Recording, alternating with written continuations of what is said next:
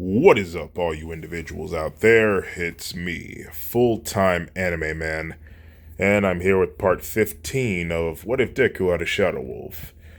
Now, before we get started with this story, I need to give y'all a heads up right now. In this episode, something really messed up is about to happen to Koi-san. Okay, it took me a while to, finally muster up the courage to actually record and do this, so I'm just gonna tell y'all right now, Koi-san is going to get raped in this episode. So, if you want to skip it, just go to this timeline. Just skip past that. Please skip it. It'll start at this timeline, but it'll end at this timeline. So, yeah. Hope you all enjoy. Where we last left off, Koi-san was forced to make All for One immortal after he threatened Jigoku and Eri. And one day, with the help of Overhaul, both Overhaul and All for One managed to set Fenrir free from his prison. In Koi-san's room, she stood there in shock. Fenrir is free, which means Ragnarok is coming. Tears start to fill her eyes as she falls to her knees, completely in denial of reality. I did this. I started the end of the world. She screams to the ceiling. What have I done? Hati speaks. Child, listen to me. This isn't your fault. It's mine. I brought you into this. And I am so sorry. Koi-san says, wait, but Ragnarok can't happen if the sun and moon aren't gone, right? That is correct, child, but knowing my father, he's probably just going to do it himself. Well, then you just gotta talk to him. Explain to him that there's no need to destroy the world. If you can get him on our side, then we may even have a chance against All for One.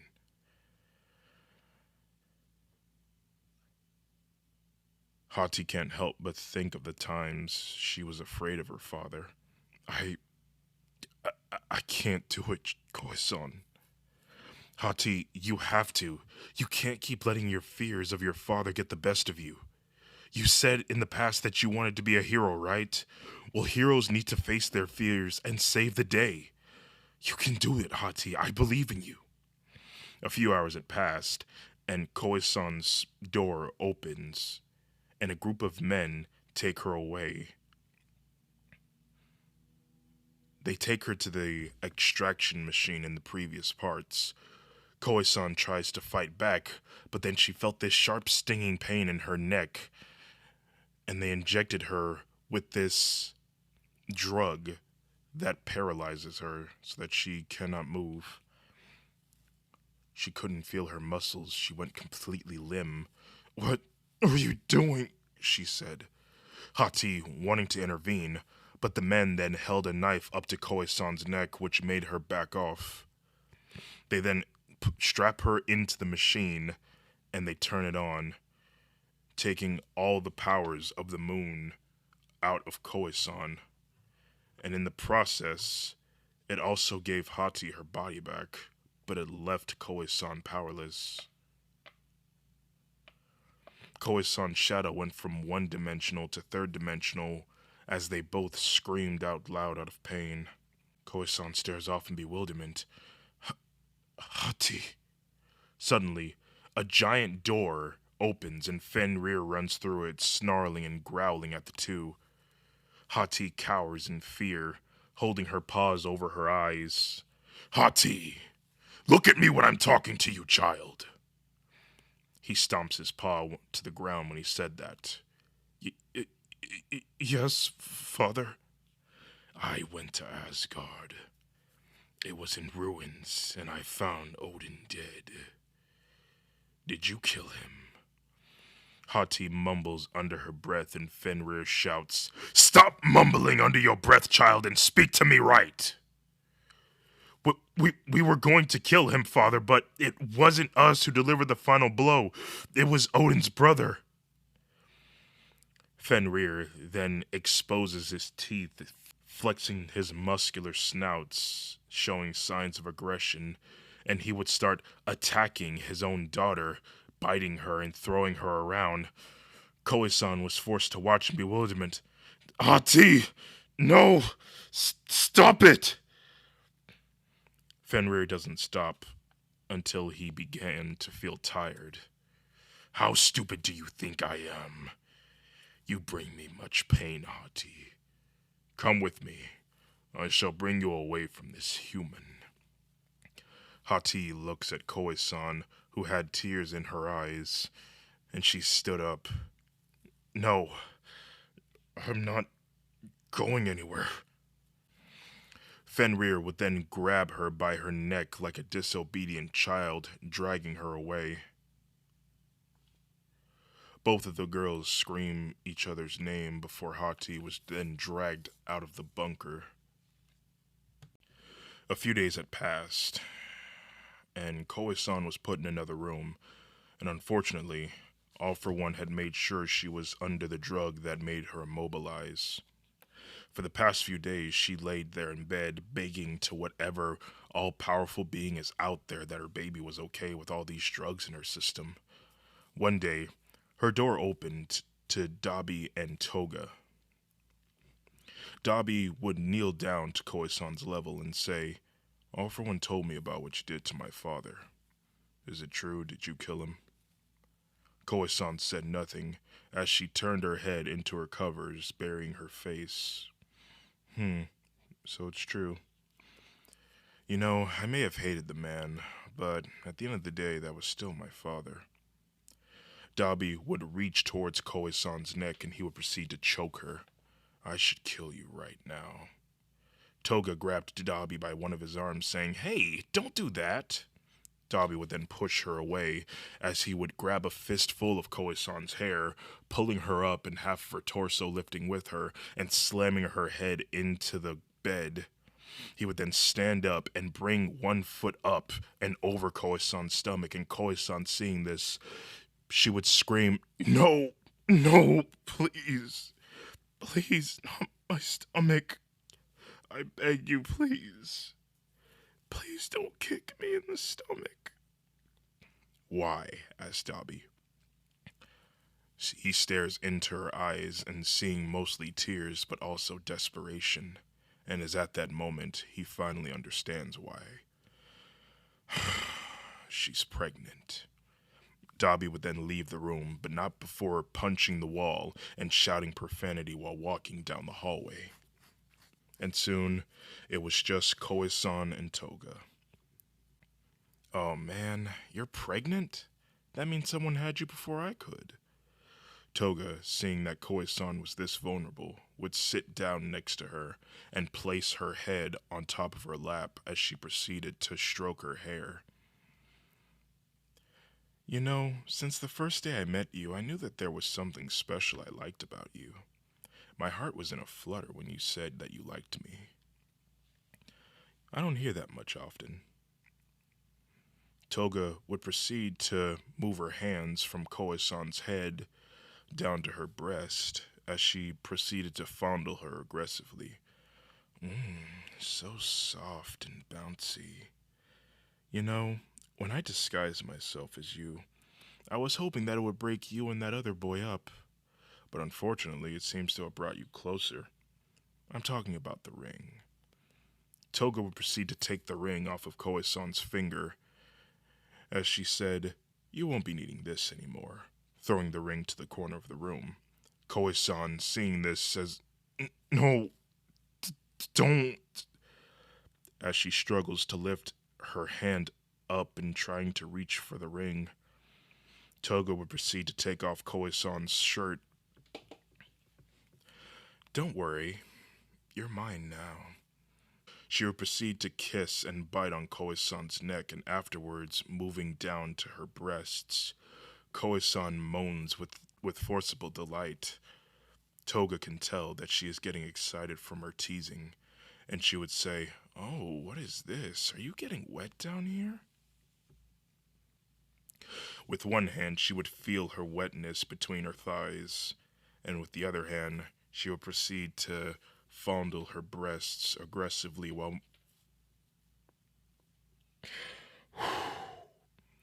while rotating her tongue around Koe-san's nipple. Koe-san would try to fight out of the situation, and she would roll out of bed and try to retrieve her ring. Toga saying, "Oh, where do you think you're going? I'm not done with you yet." Just as Koe-san was about to successfully reach for her ring, she was then pulled back by Toga, and Toga rolled her over and said, "You know, it's not nice that you keep resisting me." While restraining Koe-san's arms down, she tries to overpower Toga, but to no avail. "I see. Well, maybe it would be easier for you if I looked like someone that you know."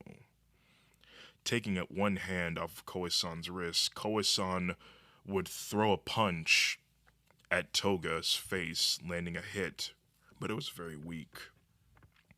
Toga giggles. "How did you know I like it rough?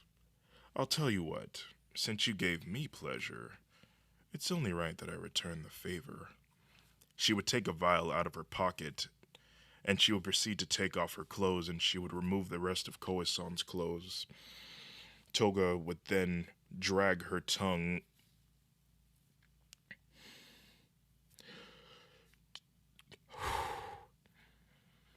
Toga would then drag her tongue from Koe-san's sensitive spots and tells...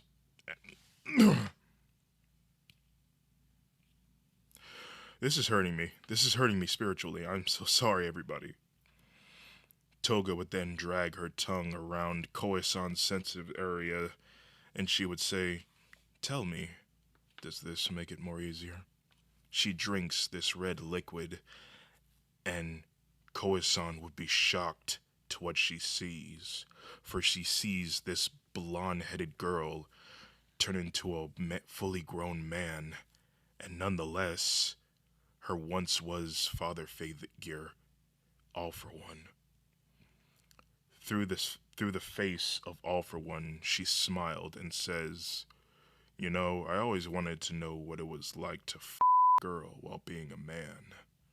No time like the present, right?"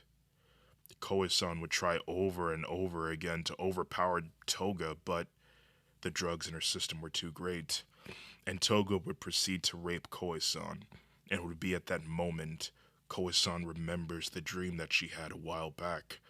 At this very moment, with the lights and her father figure violently thrusting his pelvis against her, she now realizes that what she had wasn't a nightmare, but instead, she was seeing the future.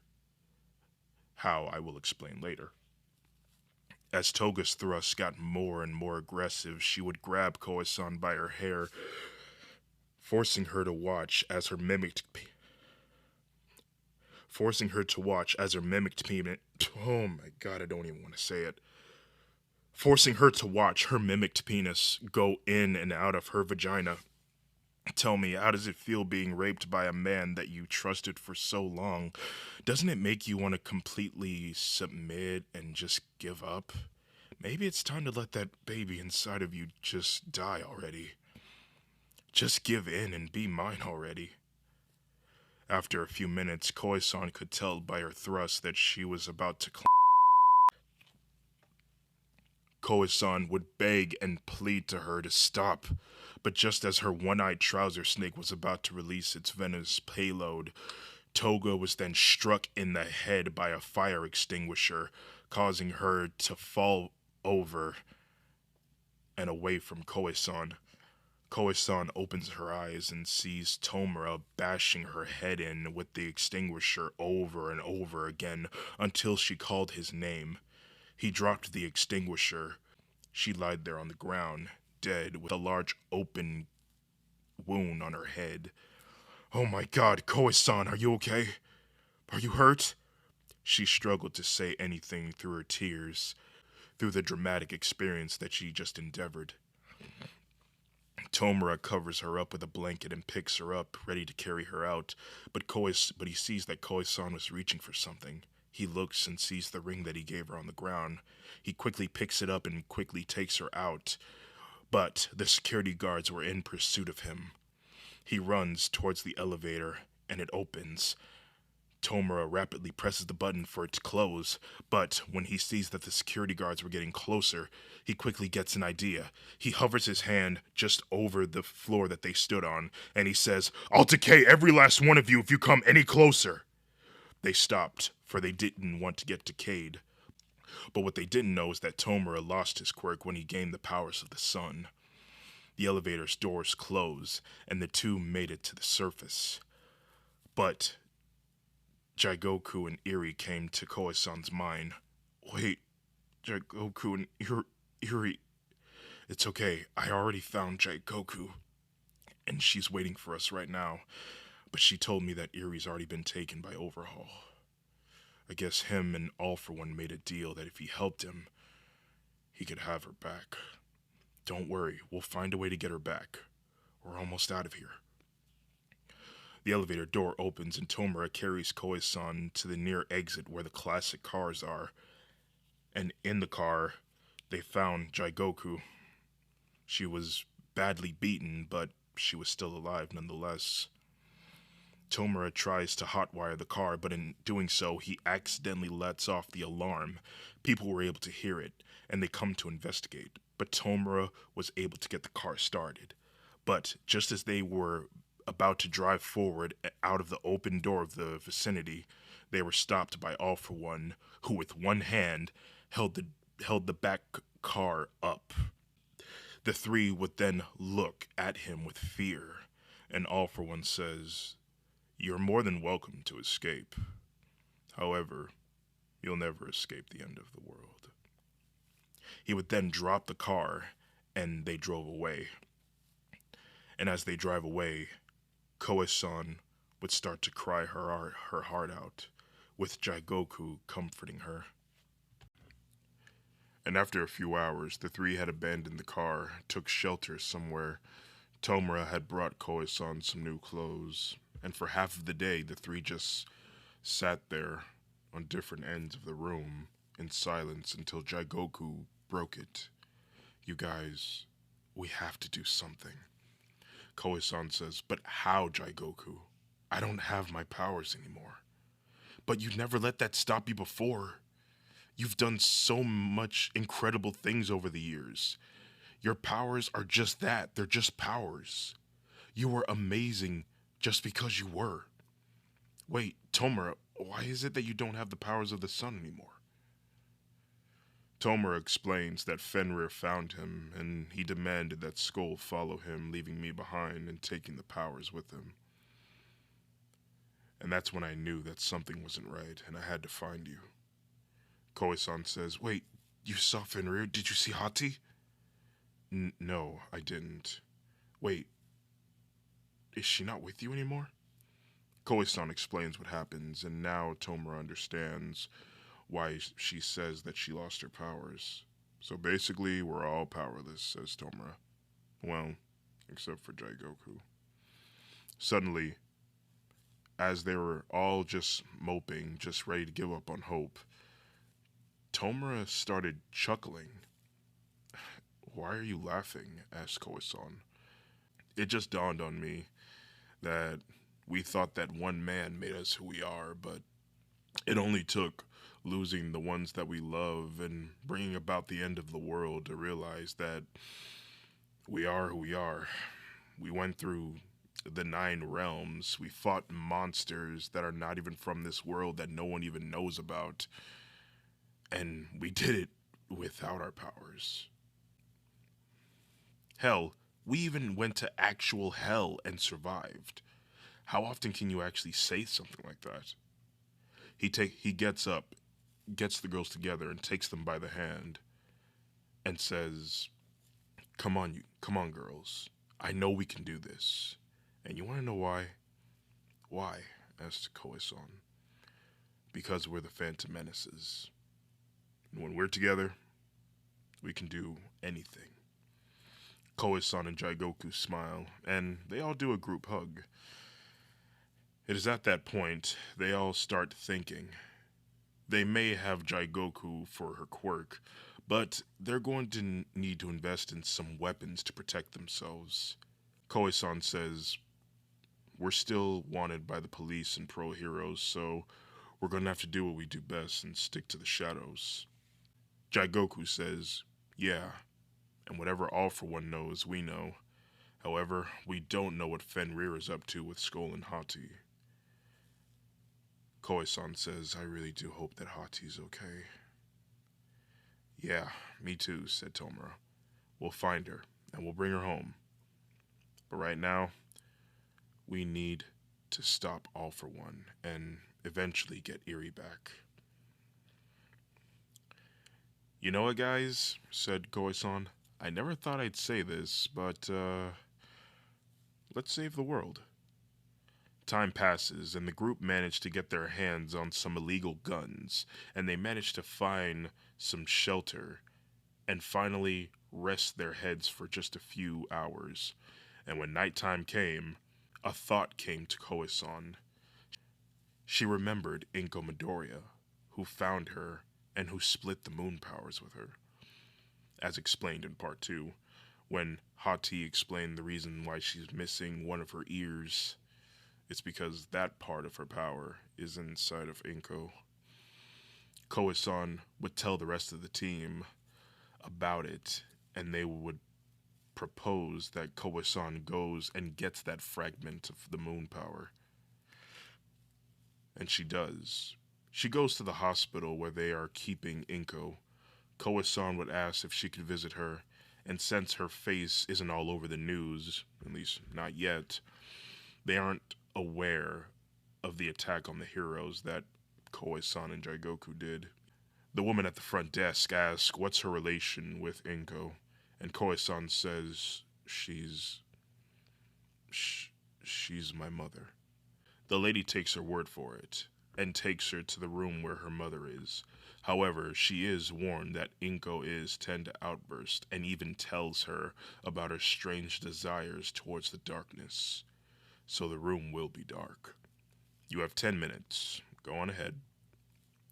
She enters, and she locks the door behind Koe-san. Koe-san sees in the darkness, looking at Inko in her bed with her knees hugged up to her chest and her head slumped down.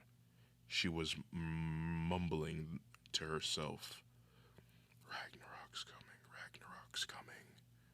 Ragnarok is coming. Koe-san approaches with caution. Mrs. Midoriya? Who's asking? It's Izuki. She slowly lifts her head up, and the two finally meet eye to eye. She slowly gets out of bed and strolls towards her. It's you. It's really you. You're the girl that haunts my dreams. You're the one I picked up that day in the forest. I found you in the woods, and that black ball changed me. It changed both of us. With both of her hands, she then wrapped her hands around Koe-san's neck, but she doesn't squeeze. I was going to kill you as an infant, because that lady, the Lady of the Moon, she told me. She flooded my mind with those nightmares of you, the ice, the fire giants, the world in shambles. Koe-san gently takes Inko by her face with both hands, and she says, I want to protect the world from Ragnarok, but you have something that I need in order to do it.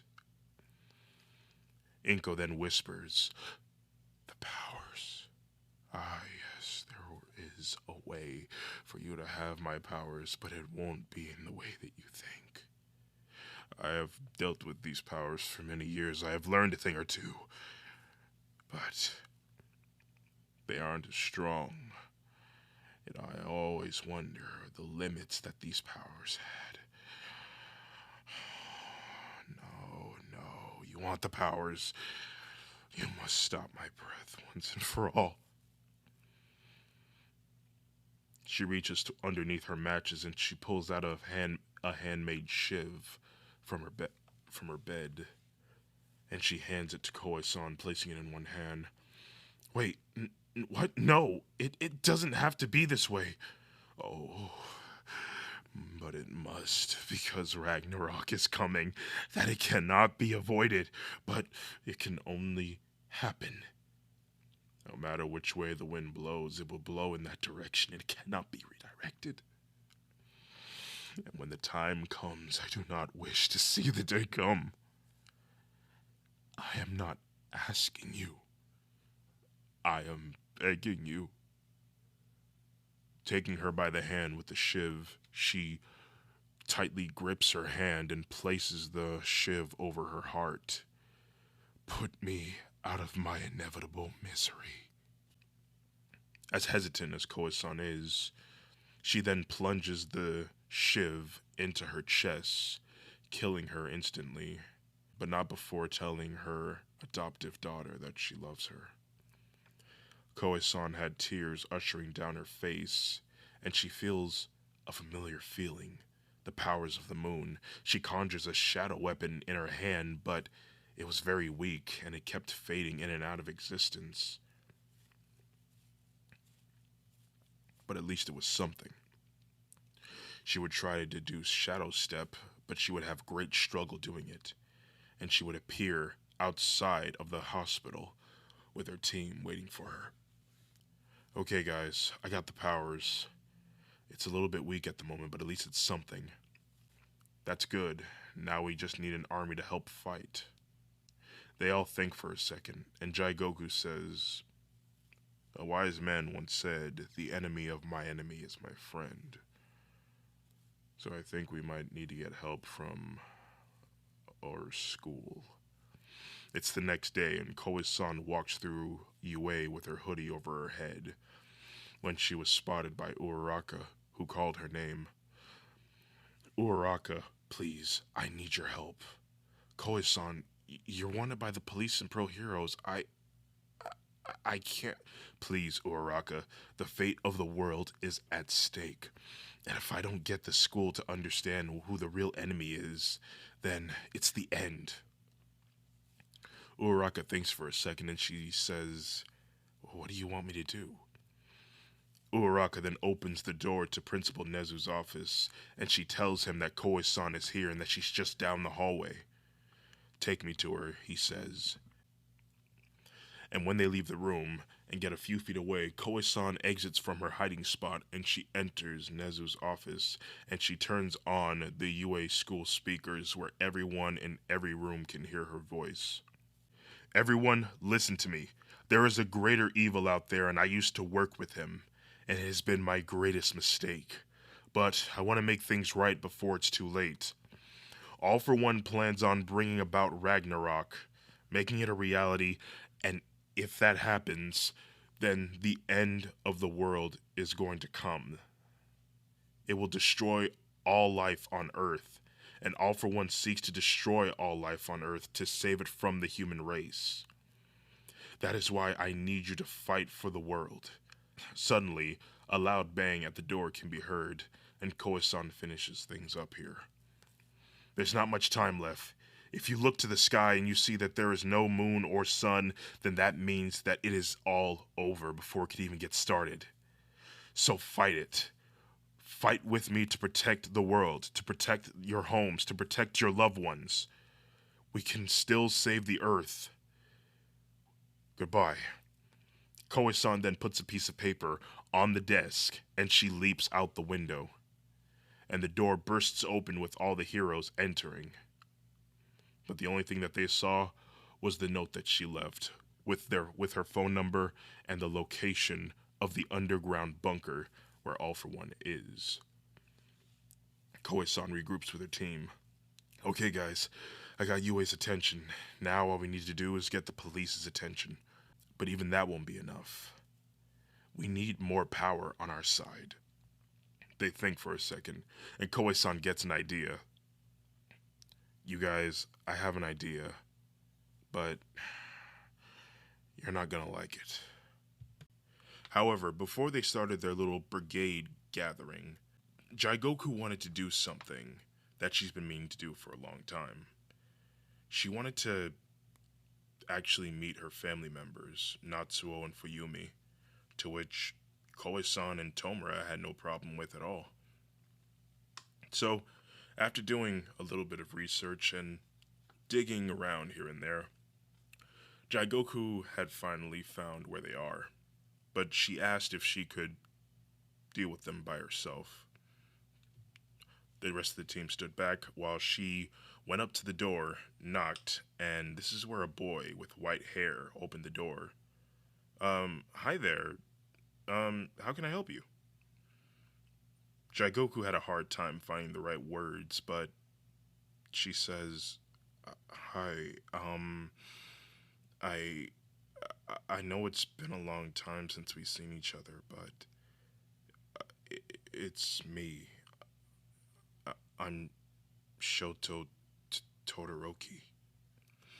Natsuo's eyes widen, for he actually got a little bit more closer to Jaigoku, and he actually sees his little sister within this grown woman.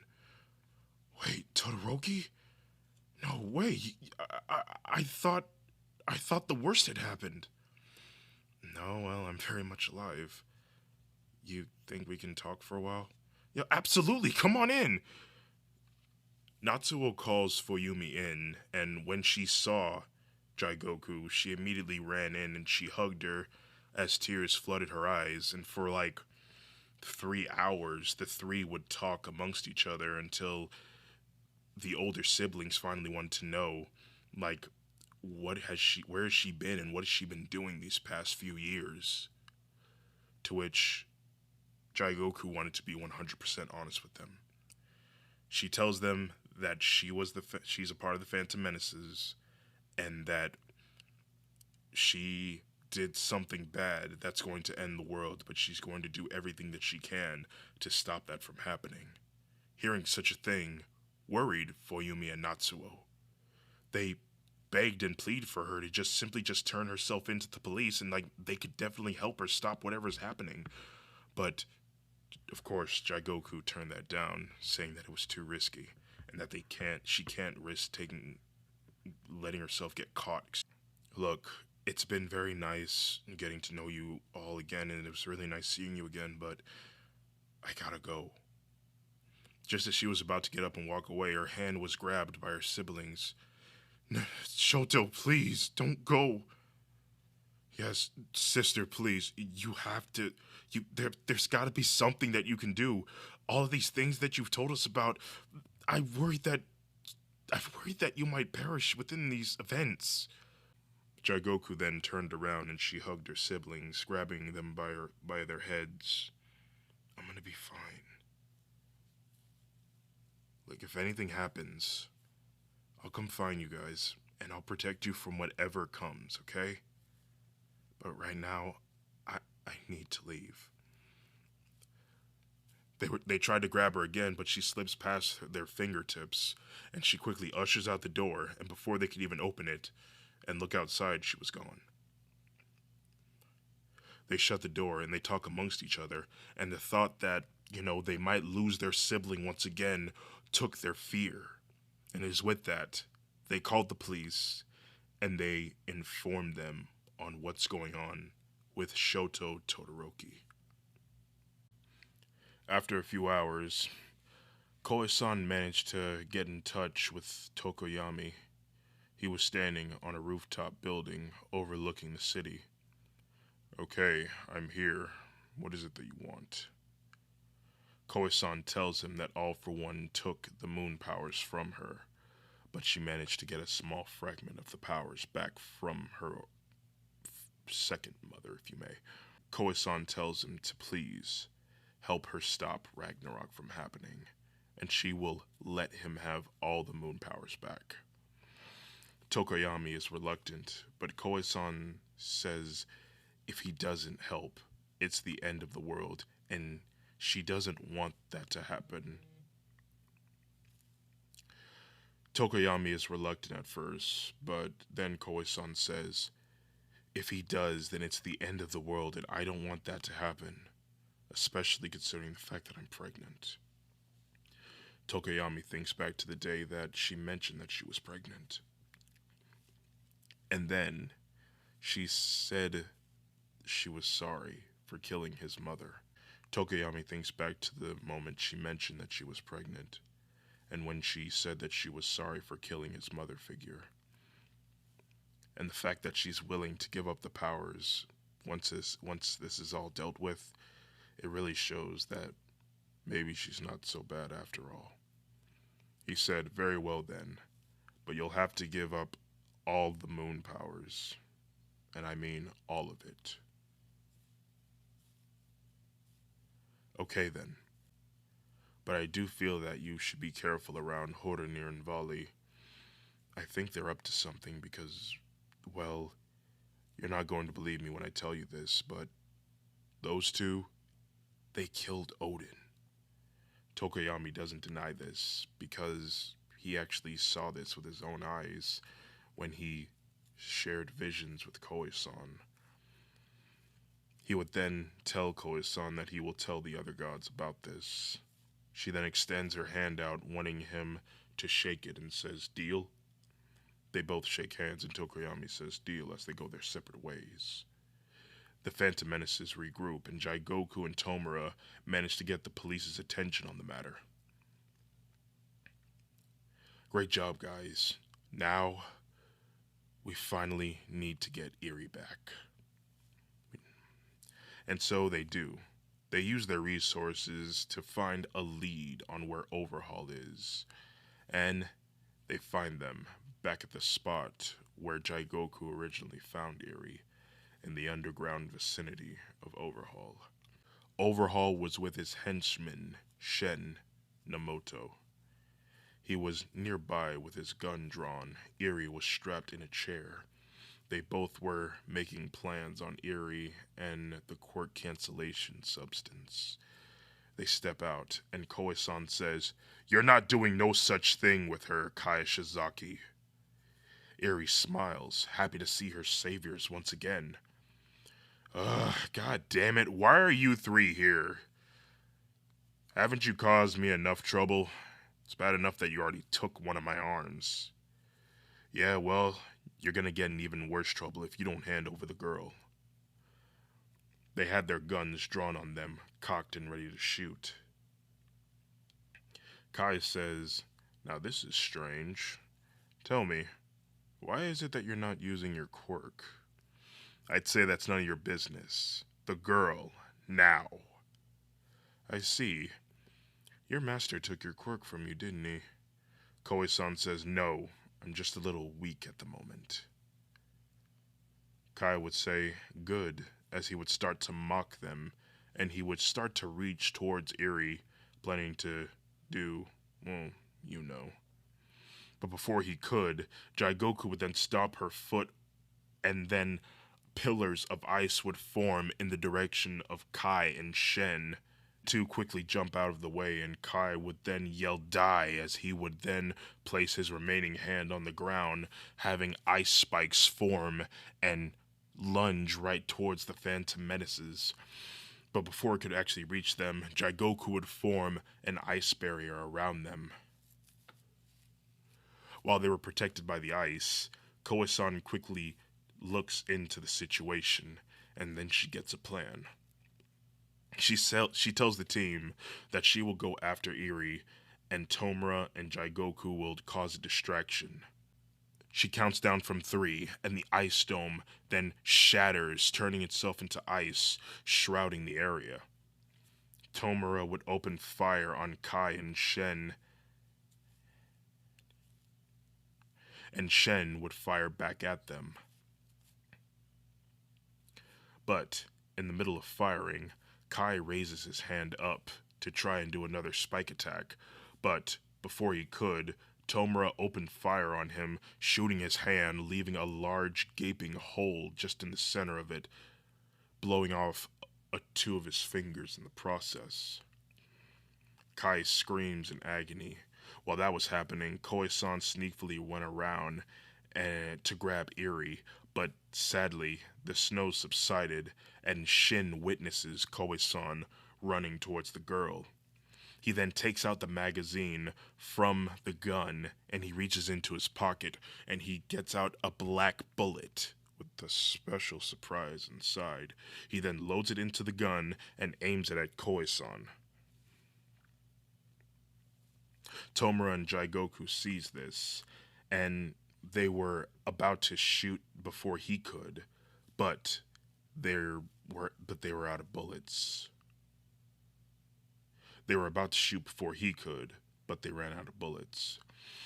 So they all ushered in. Jigoku would throw ice attacks to buy them time, but in doing so, the gun fired, and the bullet flew. Time slowed down. Koe-san was able to reach Eri in time to block her from the bullet. She quickly hugged her tightly, ready to take the shot for her. But then, Tomura would then jump on top of Koe-san, ready to get shot. However, in the end, it was Jigoku who leaped in front of them and took the shot to her chest. Koe-san looks at Jigoku, who was on the ground bleeding and in total shock of what happened. She stares at Shin with rage, and she yells at him at the top of her lungs, "I'm going to kill you." Extending one of her hands out, she was going to use the parasite that she implanted inside of him to kill him. However, Jigoku would let out a blood-curdling scream as her body would start to deteriorate. She deflates, with her skin turning gray. She looked like a person who had died of malnourishment. Her bones could be seen projecting through her skin. She looked like a grape that had sat out in the sun for too long, leaving her dry and withered. "Oh no, Jigoku!" She grabs her by the head. "Oh no, no, please, please don't close your eyes, don't die. Jigoku!" Laughter can be heard from the two villains. It was Shin and Kai, who was still bleeding from the gaping wound in his hand. He tells Koe-san that he removed the parasite from Shin's body a long time ago, but they put it in a special bullet and wanted to use it against its creator when they first met. However, Soul stepped in and it all changed, and now she is responsible for her partner's death. Rage is an understatement for what filled Koe-san at that moment. Her heart was filled with regret and hatred. She could feel something inside her body. Suddenly, a strange force explodes from her as she screams loudly to the skies, and lightning from outside above. Clouds started to form, and lightning starts to engulf the skies as it started striking the ground just above Koe-san, and it started digging through the dirt and into the underground where they were. The earth started to quake, and Overhaul stares off in disbelief as Koe-san's eyes started emitting electricity and a glow of bright blue in her eyes. Suddenly, the lightning then digs into the earth and it manages to reach the targets as it strikes near Overhaul and Shin. The powerful attack then shines brighter and brighter as the lightning and thunder engulfs their bodies, leaving them a pile of dust. When Koe-san sees their disintegrated bodies, she then stops and turns her attention completely to Jigoku. She held her lifeless body in her arms. She felt impossibly light, as if there was nothing left inside of her. Jigoku, I'm so sorry. Please forgive me." She then feels Eri tapping her shoulder. Eri cries, and she gestures Koe-san to put Jigoku down. She then does this, and Eri places her hands over Jigoku's head, and suddenly, a yellow light started engulfing one side of her horn. Eri's face tenses up, and she uses this mysterious power on Jigoku, and slowly, her body starts to reform. Her body starts to inflate and her skin goes back to normal. And she springs back to life with a dramatic inhale. But Eri falls over, passed out after using too much of her power. Tomura and Koe-san hugs Jigoku with tears overflowing their faces. Koe-san frantically apologizes to Jigoku, but she doesn't remember anything that had happened except for the fact that she got shot. But when she looks at the spot where she got shot at, there was no bullet wound. Koe-san quickly ran over to pick up Eri, tried to wake her up, but Tomura tells her that she simply just passed out. They get up to leave, but Jigoku could not feel her legs, so Tomura had to carry her out.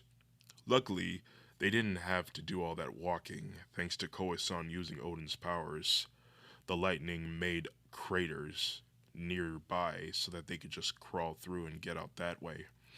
However, before they could leave, police cars pulled up on them, and helicopters and pro-heroes emerged from the cars. The police had their weapons drawn, ready to fire at the infamous Phantom Thieves, and so were the pro-heroes. Tomura had his gun drawn and aimed, ready to fire. Suddenly, Koe-san was then shot in her leg, but it wasn't a gun. Whatever it was blinking this light, and it was beeping. The police yelled for Tomura to put his gun down. Koe-san yelled for Tomura to put his gun down as she held Eri in her arms as she wallowed on the ground. A man with a dog for a head stood before the four and said, "Izuki Midoriya, Shoto Todoroki, Tenko Shimura, you are all under arrest. Do not even think about running, because if you do, we will find you. Izuki, what is currently implanted in your leg is a tracking device, and anywhere you go, we will find you." Tomura says, "What do we do, Koe-san?" Koe-san says, "We can't surrender. If we do that, the world will end. So what do we do?" Koe-san looks at Tomura with tears flooding her eyes. A moment of clarity came to her mind. She handed Eri over to Tomura. "Here, take her." "Wait, Koe-san, what are you doing?" "Something I should have done a long time ago." She kisses him, and the police cocked their guns ready to fire. When she separated from him, she says, "I love you. And you, Jigoku. Even you, Eri, my little hero."